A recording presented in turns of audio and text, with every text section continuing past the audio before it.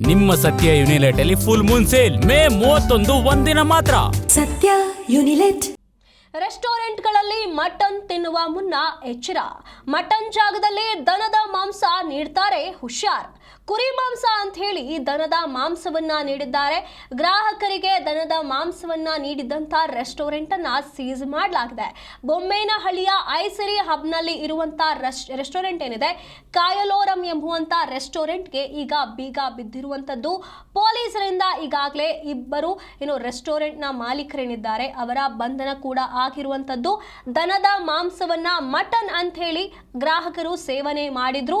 ಆರೋಪಿಗಳನ್ನ ಈಗಾಗಲೇ ಪೊಲೀಸರು ಬಂಧಿಸಿ ಅವರ ವಿಚಾರಣೆಯನ್ನ ಕೂಡ ನಡೆಸುತ್ತಿದ್ದಾರೆ. ಆವಲಹಳ್ಳಿ ಪೊಲೀಸರು ಬೂದಿಗೆರೆ ಕ್ರಾಸ್ ಬಳಿ ಇರುವಂತಹ ಬೊಮ್ಮೇನಹಳ್ಳಿಯ ಐಸಿರಿ ಹಬ್ನಲ್ಲಿ ಇರುವಂತಹ ಕಾಯಲೋರಂ ರೆಸ್ಟೋರೆಂಟ್ಗೆ ಈ ರೀತಿಯಾಗಿ ಆಗಿರುವಂತದ್ದು. ಈಗ ಬೀಗ ಕೂಡ ಬಿದ್ದಿದೆ.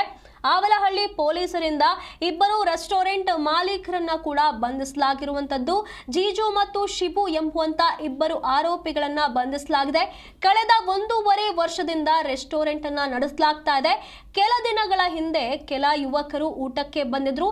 ಈ ವೇಳೆ ಮಟನ್ ಊಟ ಆರ್ಡರ್ ಮಾಡಿದಾಗ ಮಟನ್ ಬದಲಿಗೆ ದನದ ಮಾಂಸವನ್ನ ನೀಡಿದ್ದಾರೆ ಅಂತ ಹೇಳಿ ಈಗ ಆರೋಪ ಕೇಳಿ ಬರ್ತಿದೆ.